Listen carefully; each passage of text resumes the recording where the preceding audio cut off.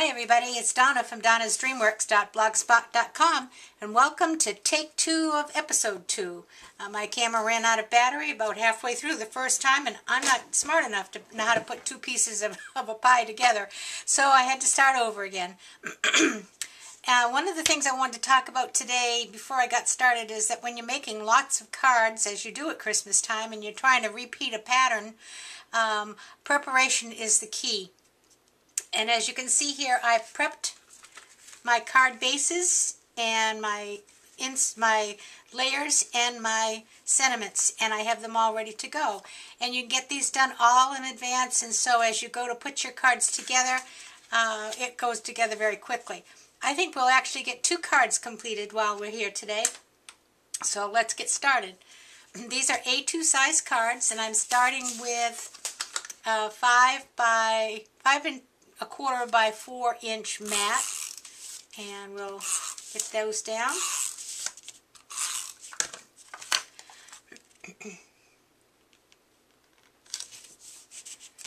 Whoops, there you go.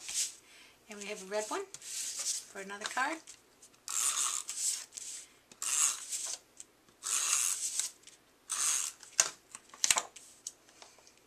I was in our Walmart yesterday, and they have started putting up their Christmas displays. It's a little bit early for me, although it is my favorite holiday. I have this plaid paper that is a die cuts with a view from last year's stack Christmas combo. I have a ton of it left, and I just bought another stack, so I thought I'd better start using some up. I'll have it for years. But unfortunately, every year another one comes out that I want to use, so we just keep building up the stash.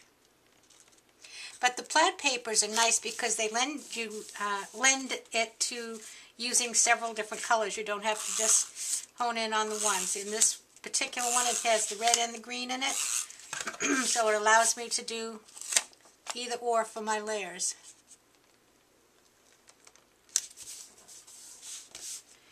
Alright, then I have a white mat, which is 3 1/4, and the green or red mats, which are 3 1/2, and I'm just going to layer those 2.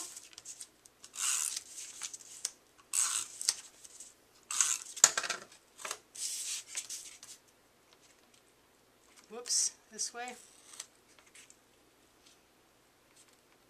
The green one is a little bit, it's not quite square because I was running out of green cardstock, so I just had to make it fit. It won't make a bit of difference.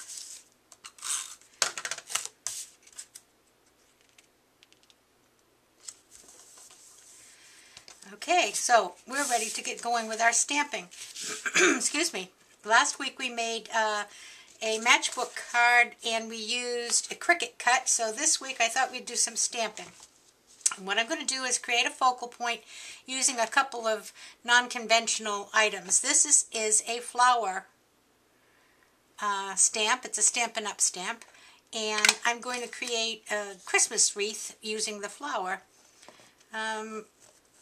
Wreaths are not always made out of pine cones or leaves. And what I'm doing is just going around in a circle of like 12 o'clock, 9 o'clock, 6 o'clock, and 3 o'clock. Just gives me the basic outline. Okay, now I'm just going to fill in between them, and it's fine if they overlap.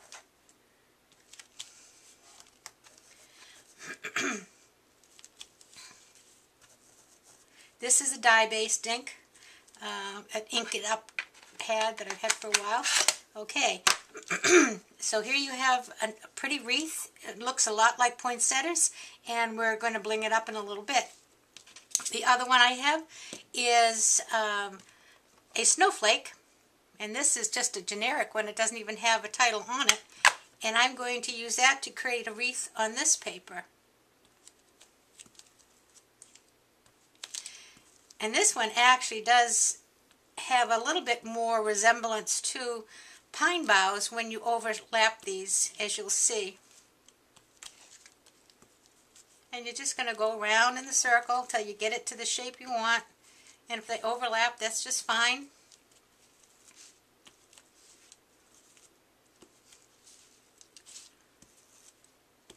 And if it's not perfectly circular, that doesn't really matter either.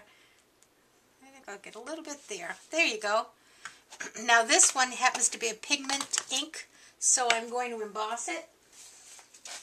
And I have an embossing powder that is,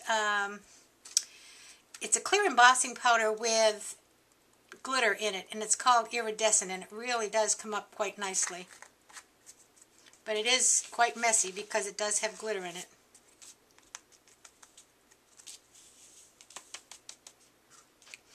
So let's get that put away before we continue, because it will make a mess.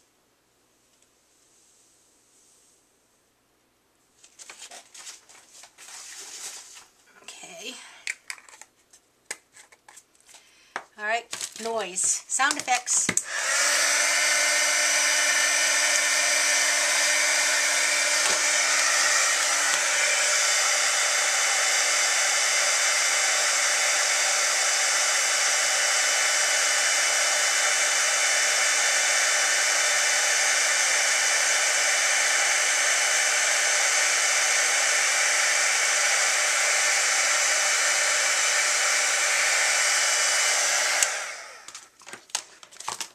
That.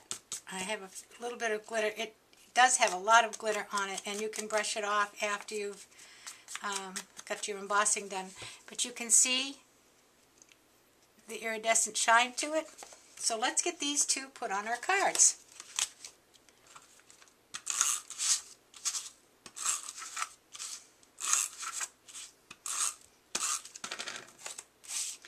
And you just want to flip it around and see which way you like it the best. I think I kind of, whoops, that's the green one. I think I kind of like it like this. Okay.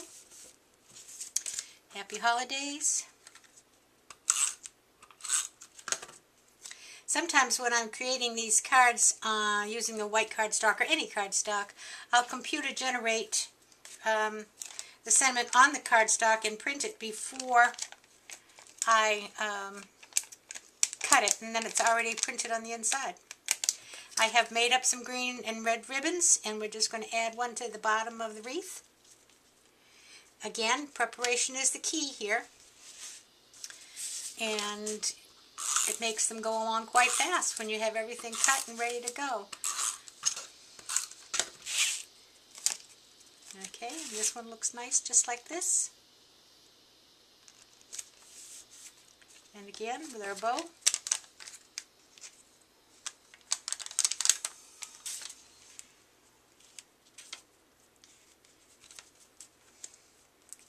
And our sentiment.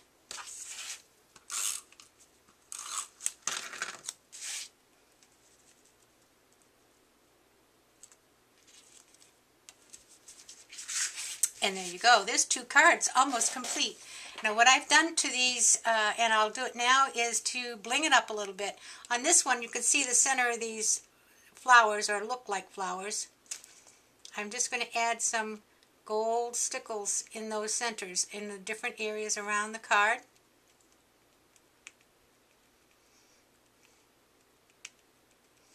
Just dotting it on.